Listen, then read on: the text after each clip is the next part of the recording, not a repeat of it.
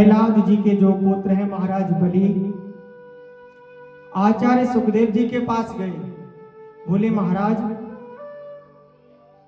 देवताओं ने अमृत का पान किया है और वो सबके सब अमर हो गए। हे महाराज, व्यक्ति जब अमर हो जाता है तो वो मरता नहीं, किंतु उसे युद्ध में हराया जा सकता है। शुक्राचार्य जी ने कहा बिल्कुल। बलि महाराज हाथ जोड़कर बोले, भगवान कोई ऐसा आशीर्वाद दीजिए जिससे मैं स्वर्ग पर चढ़ाई कर दूं और मुझे युद्ध में विजय श्री प्राप्त हो। आचार्य सुखदेव जी ने कहा, 3 काम नित्य प्रति करो, गौ सेवा, गुरु सेवा और संत सेवा। जब इन तीनों का आशीर्वाद तुम्हारे ऊपर भर भर के आएगा, तब तुम स्वर्ग का त्रिलोकी पर चढ़ाई कर दोगे तो तुम्हें विजय प्राप्त होगी। बलि महाराज ने गुरु जी के आदेश को स्वीकार किया। तीनों कार्य नित्य प्रति करते हैं, गौ सेवा करते हैं, संतों की सेवा करते हैं। महाराज, अतिथि जो भी घर पर आते हैं उन अतिथियों की सेवा करते हैं। अतिथि कौन है? हमारे यहाँ कहते हैं अतिथि देवो भव। अतिथि वो नहीं जो आपको बताकर आए महाराज हम आ रहे हैं। अतिथि वो है जिसके आने की तिथि पता ना हो और आने के बाद जाने की तिथि पता ना हो, उसे अतिथि कहते हैं। हमारे घर कोई बगैर बताए अचानक आ जाए, उसकी सेवा हमें देवताओं के समान करनी चाहिए। अतिथि देवो भव। महाराज श्री बलि अतिथि की सेवा में लग गए, संत ब्राह्मणन की सेवा में लग गए, गौ माता की सेवा करते हैं। एक दिन आचार्य श्री शुक्राचार्य जी आए और आकर कहा, बलि तुम्हारे ऊपर इन तीनों का आशीर्वाद बरस रहा है, जाओ तुम स्वर्ग पर चढ़ाई कर दो, मेरा आशीर्वाद है तुम्हें विजय प्राप्त होगी। गुरुजी ने जैसे आदेश किया, महाराज बलि तैयार हो गए। गुरुजी का आदेश है, अपनी सेना को लेकर इन्होंने स्वर्ग पर चढ़ाई प्रारंभ कर दी। स्वर्ग क्या महाराज, त्रिलोकी का राज्य इन्होंने अपने बस में कर दिया। त्रिलोकी सम्राट हो गए। देवताओं को स्वर्ग से भगा दिया, जाओ यहां पर तुम्हारा कोई अधिकार नहीं है। युद्ध में पराजित किया। अब देवता बेचारे इधर उधर भूख प्यास से, भोजन की व्यवस्था भी ना हो, इधर उधर भटकते हुए फिर रहे हैं। जब पुत्र के जीवन में संकट आता है तो सबसे ज्यादा कष्ट माता को होता है। देवताओं की माता अदिति है, दैत्यों की माता दिति है। दोनों के पिता एक ही हैं, भगवान कश्यप। अदिति माता के मन में बड़ा दुख हुआ, मेरे पुत्र इधर उधर भटकते यहां वहां मारे फिर रहे हैं, उदास बैठी हैं। भगवान कश्यप आए। भगवान कश्यप ने कहा, देवी क्या बात है, तुम्हारे मुख पर इतनी चिंता दिखाई दे रही है, क्या बात है मुझसे कहो। मैया अदिति बोली, भगवान मेरे जो पुत्र है ना, इंद्र इत्यादि सभी देवता इधर उधर भटकते फिर रहे हैं। बलि ने स्वर्ग पर विजय प्राप्त कर ली और देवताओं को स्वर्ग से निकाल दिया। महाराज ऐसी कृपा करें कि मेरे पुत्रों को उनका स्वर्ग पुनः वापस मिल जाए। भगवान कश्यप ने कहा, उन्होंने स्वर्ग पर जो विजय प्राप्त की है बलि ने, वो युद्ध के साथ की है। तुम्हारे पुत्र पुनः युद्ध करके स्वर्ग वापस ले ले। मैया अदिति का भाव देखो कितना अहिंसक है। मैया कहती हैं कि भगवान मैं नहीं चाहती कि किसी की भी हत्या हो, मैं बस इतना चाहती हूं कि मेरे यहां पर कोई बालक आ जाए जो बिना किसी को मारे स्वर्ग देवताओं को वापस दिला दे। भगवान कश्यप ने कहा यदि तुम्हारे मन में ऐसी बात है तो चिंता मत करो। पयोव्रत बताया, भागवत जी में वर्णन है पयोव्रत का। जिन्हें संतान सुख प्राप्त नहीं होता या जो संतान सुख से वंचित हैं उन्हें पयोव्रत करना चाहिए। कब होता है पयोव्रत? फाल्गुन शुक्ल प्रतिपदा से त्रयोदशी तक इस व्रत को करना चाहिए। पति पत्नी दोनों को मिलकर इस व्रत को करना चाहिए।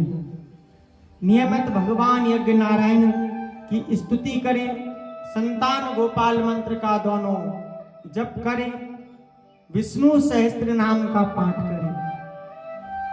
मैया अदिति को भी यही व्रत बताया। मैया ने भगवान कश्यप की बात मानी, पयोव्रत प्रारंभ किया। समय व्यतीत होता गया। देखो भगवान के प्रति विश्वास होना चाहिए। हम भगवान के प्रति कोई भी मनोकामना से यदि कार्य करते हैं तो भगवान पर विश्वास हो। मैया को बड़ा विश्वास है, विश्वास में ही प्रभु का वास है। मैया ने श्रद्धा विश्वास के साथ पयोव्रत किया। भगवान ने प्रकट होकर कहा आप चिंता ना करें, इंद्र के संकट को मैं समझता हूं, शीघ्र ही उसके कष्ट की निवृत्ति के लिए मैं यहां पर अवतार लेकर आऊंगा, आपका मैं पुत्र बनूंगा, आप मेरा विश्वास करो। मैया को आश्वासन देकर भगवान अंतर ध्यान हो गए। उधर देवता रोते रोते नारायण के पास गए, प्रभु हम आपकी शरण में हैं, हमारे ऊपर कृपा करो। राजा बलि ने तीनों लोगों को हमसे छीन लिया, हमारे पास रहने का कोई ठिकाना नहीं, भोजन की कोई व्यवस्था नहीं। भगवान ने कहा चिंता ना करो, तुम्हारी मनोकामना हम शीघ्र पूर्ण करेंगे। समय व्यतीत होता गया। धीरे धीरे आया भादों का महीना। यह भादों का महीना बड़ा उत्तम है, बड़ा पावन है। भादों के महीने में कन्हैया का अवतार हुआ। बलराम जी ने अवतार लिया भादों में ही। वामन भगवान का प्रादुर्भाव हुआ सो ही भादों में। भादों में हमारी माताएं बहनों के, देवी शक्तियों के बड़े बड़े व्रत होते हैं। पावन महीना है भादों का। भादों के महीना शुक्ल पक्ष की द्वादशी मध्याह्न कालीन समय में भगवान श्री हरिनारायण अपने भक्तों की, देवताओं की कार्य की सिद्धि के लिए माता अदिति के महल में प्रकट हो गए। बोली श्री वामन भगवान की जय। बहुत सुंदर छवि है वामन भगवान की। वामन भगवान का स्वरूप बहुत सुंदर है। छोटे छोटे चरण हैं, छोटे छोटे हाथ, छोटा सा भगवान का मुख है, छोटी सी जीभ, मुट्ठी भर का वामन भगवान का पेट है। मोती के जैसे महाराज के दांत चमक रहे हैं।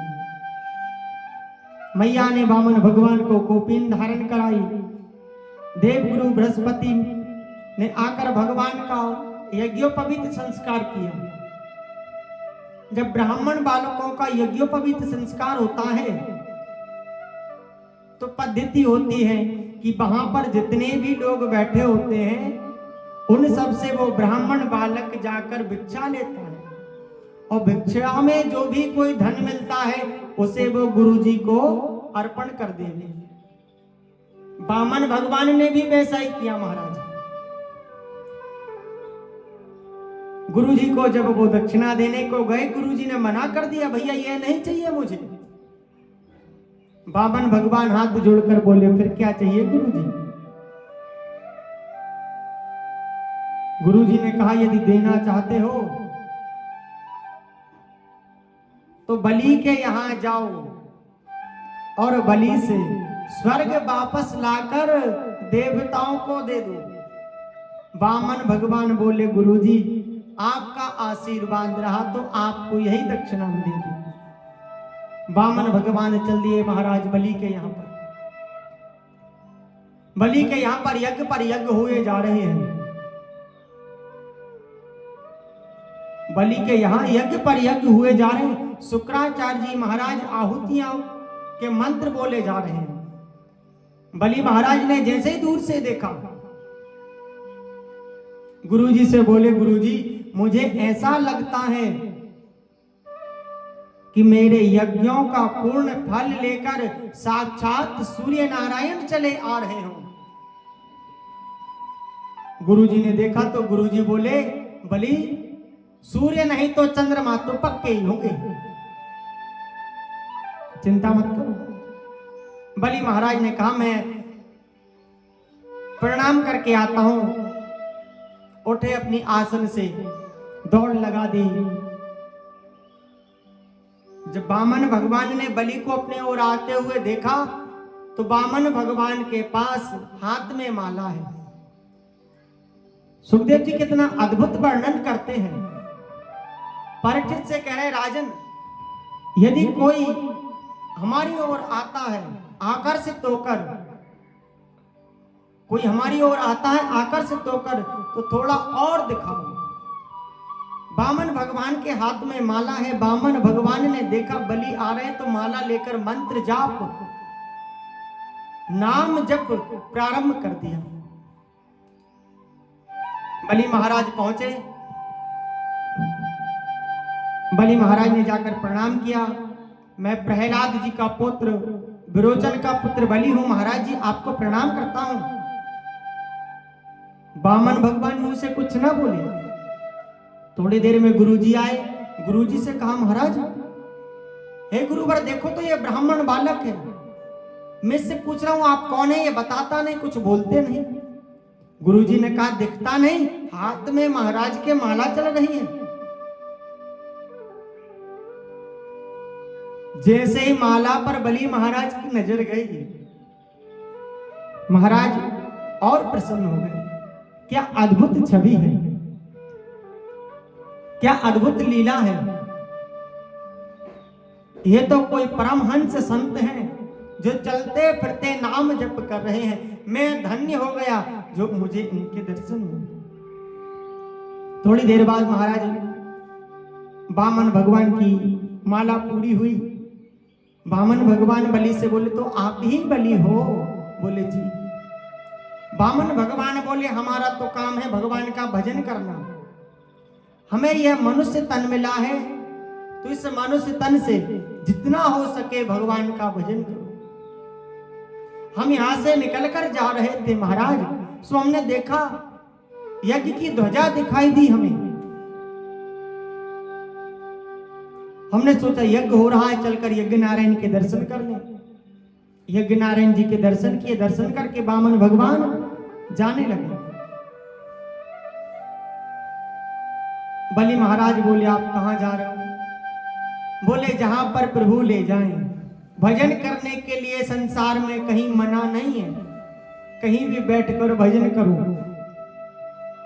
जब महाराज जाने लगे, बलि महाराज बोले, हमारे यहां यज्ञ हो रहे हैं और हमारे यहां का एक नियम है कि कोई भी संत, कोई भी ब्राह्मण आते हैं तो हम उनके को दक्षिणा दिए बगैर नहीं जाने देते। आप पधारे, आप थोड़ा सा रुकिए, थोड़ी सी दक्षिणा लीजिए। बामन भगवान बोले, नहीं साहब महाराज, हम दक्षिणा नहीं लेंगे। बोले, क्यों? बोले, हमारा नियम है, संसार में माया से दूर रहो। बोले, महाराज संसार में धन की आवश्यकता सबको होती है, आप लीजिए। वामन भगवान ने कहा आवश्यकता की जितनी भी वस्तुएं हैं वो सब हमारे पास हैं। वामन भगवान के पास क्या क्या संपत्ति है? चलने के लिए पांव में चरण पादुका है, मैया ने लंगोट धारण कराई है, दिशाओं ने वामन भगवान को छाता दिया है जो बगल में दबा है, ऋषियों ने वामन भगवान को कमंडल दिया है, उस कमंडल से जलपान करते हैं, भिक्षा लेकर अन्न ग्रहण करते हैं, भगवान को भोग लगाते हैं। जप करने के लिए माला है। वामन भगवान बोले इससे ज्यादा हमें और कुछ नहीं चाहिए। स्वाभाविक सी बात है, हमारे मन में जो लोभ है वो मिटता नहीं। पहले व्यक्ति पैदल चलता है, उसने किसी साइकिल चलने वाले को देखा तो मन में भाव आया कि पैदल चलते चलते बहुत समय हो गया, साइकिल ले लूं। अब महाराज इसने साइकिल ले ली, साइकिल से चलता है, समय व्यतीत होता गया।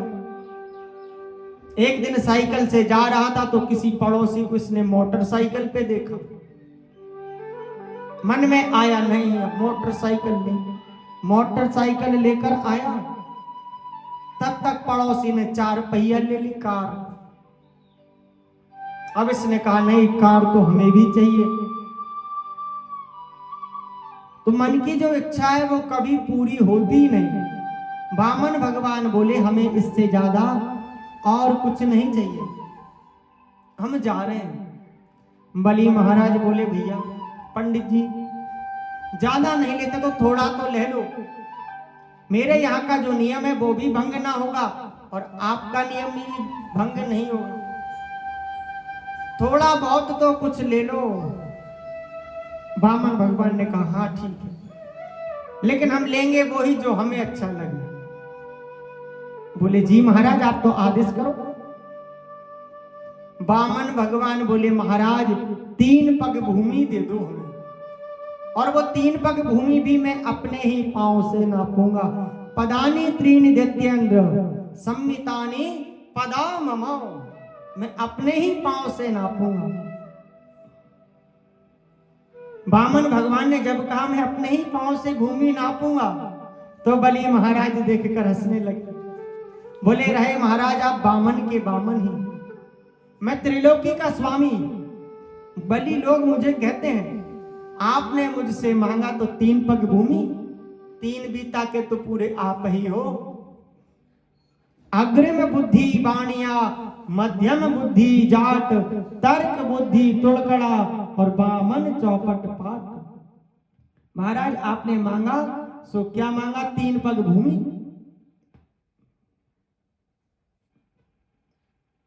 कुछ ज्यादा मांग लो। वामन भगवान बोले देना है तो हाँ करो, नहीं तो हम किसी और के यहां जा रहे हैं और कहीं। बोले ठीक है महाराज नाराज ना हो, जो चाहिए सो ले लो।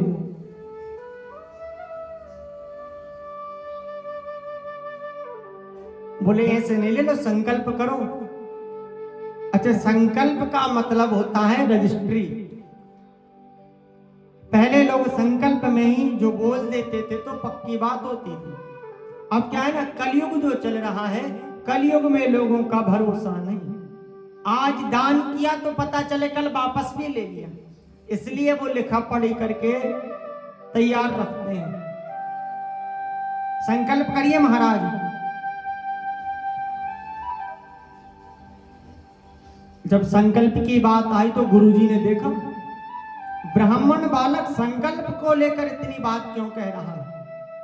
आंख बंद करके देखा, शुक्राचार्य जी ने तो देखते हैं ये कोई पंडित नहीं है, ये ब्राह्मण बालक नहीं, ये टेढ़ी टांग वाला त्रिलोकीनाथ है। और ये बलि के साथ छल करने आए हैं। दौड़े दौड़े गुरुजी गए। गुरुजी ने सोचा मेरा चेला तो इनकी बातों में फंस गया, मैं इसका गुरु हूं और मेरा अधिकार है कि मुझे अपने शिष्य की रक्षा करनी चाहिए। गुरु जी गए, हाथ पकड़ा, बलि महाराज का बगल में ले गए, चलो चलो यहां से चलो। बलि महाराज ने कहा क्या बात है गुरु जी, संकल्प तो करने देते। शुक्राचार्य जी बोले वो कोई ब्राह्मण बालक नहीं है, वो पूर्ण ब्रह्म परमात्मा श्री हरि नारायण ही हैं। 3 पग भूमि में अखिल ब्रह्मांड नाप लेंगे। तुम भिखारी हो जाओगे, तुम्हारे पास कुछ नहीं बचेगा। बलि महाराज बोले प्रभु आज मेरे दोनों हाथों में लड्डू हैं, अगर ये साधारण ब्राह्मण बालक हुए तो 3 पग भूमि नाप कर संतुष्ट हो जाएंगे, और ये अगर पूर्ण ब्रह्म परमात्मा हुए, आने वाला इतिहास कहेगा कि एक दिन श्री हरि नारायण को भी बलि के दरवाजे पर जाना पड़ा। यह तो मेरा सौभाग्य है, दे दीजिए, जाने दीजिए। गुरुजी बोले झूठ बोल दो, मना कर दो। बलि महाराज बोले कैसे झूठ बोल दे महाराज, आप गुरुजी हो और गुरुजी हमेशा शिक्षा देते हैं कि झूठ से दूर रहो, सत्यम बदामी, हमेशा सत्य बोलो, सत्य के मार्ग पर चलो। आप कहते हो झूठ बोल दो। गुरुजी ने कहा शास्त्रों में कुछ जगह ऐसी बताई हैं जहां झूठ बोलने से पाप नहीं लगता। स्त्रीसु नर्म विवाहे च वृत्यर्थे प्राण संकटे, स्त्रियों से, माताओं बहनों से यदि कोई गुप्त बात छुपानी हो तो वहां पर झूठ बोलने से कोई दोष नहीं लगता। माताओं का हृदय कोमल होता है, आपका शत्रु आएगा झूठे झूठे आंसू बहाकर पूरी बात पूछ कर चला जाएगा। युधिष्ठिर जी महाराज के श्राप में भी माताओं को लगा है। जब मैया कुंती देवी महाभारत के युद्ध के बाद पिंडदान हो रहे थे, तो कर्ण का जब पिंडदान कराया तो युधिष्ठिर जी ने पूछा इसका पिंडदान हम क्यों करें, इसे जल हम क्यों दें। तब मैया ने बताया है तुम्हारा ही बेटा है, तुम्हारा ही भाई है। युधिष्ठिर जी को बताया कि गुरुजी के द्वारा जो मंत्र मिले थे विवाह से पहले मैंने मंत्र बोल दिया, जिसकी कृपा भगवान सूर्य नारायण की कृपा हुई, जिनसे मुझे यह बालक मिला। युधिष्ठिर जी को बड़ा क्रोध आया, मैया को बहुत सुनाया और मातृ शक्ति को श्राप दिया कि कोई भी माता अपने हृदय में कोई आवश्यक बात को छिपा नहीं सकेगी। इसलिए माताओं बहनों से यदि कोई गुप्त बातें छिपानी हो तो वहां पर झूठ बोलने से दोष नहीं लगता। स्त्रीसु नर्म विवाहे च, विवाह कार्य में झूठ बोलने से दोष नहीं लगता। किसी का विवाह नहीं हो रहा हो और वहां पर यदि थोड़ी बहुत झूठ बोल दी जाए और विवाह हो जाए तो दोष नहीं लगता। मृत्युर्थे प्राण संकटे, किसी के प्राण संकट में हो वहां पर झूठ बोलने से दोष नहीं लगता। गौ ब्राह्मण हिंसाय, गाय की ब्राह्मण की हिंसा हो रही हो, झूठ बोलने से वहां पर दोष नहीं लगता। और किसी का पूरा धन हरण किया जा रहा हो और एक झूठ बोलने से यदि उसके धन को बचा लिया जाए तो झूठ बोलने से दोष नहीं लगता। अरे बलि तेरा तो पूरा धन ही लूटा जा रहा है।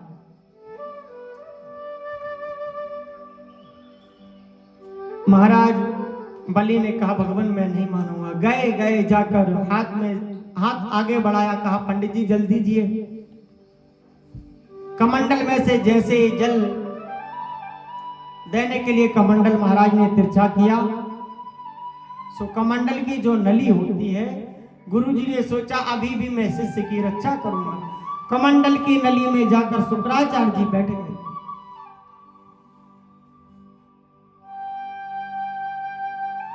कमंडल टेढ़ा किया, जल नहीं आया। वामन भगवान ने सोचा शायद कुछ फंस गया। सीख निकालकर जैसे ही नली में चलाई, अंदर बैठे थे शुक्राचार्य जी। वो सीख गई जाकर कुशा के शुक्राचार्य जी की आंख से लगी, महाराज की आंख पधार गई।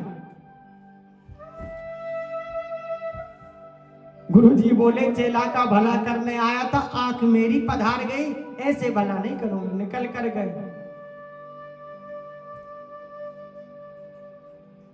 संकल्प किया, लीजिए महाराज, 3 पग भूमि, 3 पग भूमि लेकर जैसे संकल्प देकर जैसे प्रणाम किया, पलक झपकते ही भगवान ने विराट रूप धारण कर लिया। बोलो विराट रूप भगवान की जय। महाराज ने जैसे ऊपर देखा तो पीला ही पीला। भू भुवा मह जना तपा, ऊपर के 7 लोगों को नाप लिया। ब्रह्मलोक में भगवान जी का पांव पहुंचा। ब्रह्मा जी ने वामन भगवान का पांव धुलकर अपने कमंडल में रख लिया। श्रम जल बिंदु कमंडल राख्यो। भगवान के चरणों को धुलकर जो रखा, उसी से गंगा मैया का प्रादुर्भाव हुआ। श्री गंगा मैया की जय हो। दूसरे पग में नीचे के 7 लोग नाप लिए।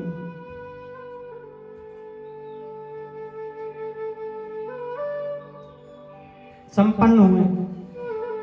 2 पग में अखिल ब्रह्मांड को नापकर छोटे से बनकर बलि से कहा, महाराज आपने 3 पग भूमि दान दी है, 2 में ही कल्याण हो गया, तीसरा पग कहां रखूं? वामन भगवान के सामने महाराज बलि लेट गए। बोले धन बड़ा नहीं होता, धन कमाने वाला बड़ा होता है। मैं आपके सामने हूं, आप मुझे भी नाप लो। वामन भगवान ने बलि के ऊपर अपना तीसरा पग रखा, बलि को भी अपने आप में नाप लिया। समय व्यतीत हुआ। वामन भगवान ने बलि को पाताल का राज्य दिया। बलि महाराज आनंद के साथ पाताल में रहते हैं। वामन भगवान ने कहा कुछ मन में इच्छा हो तो मांग लो।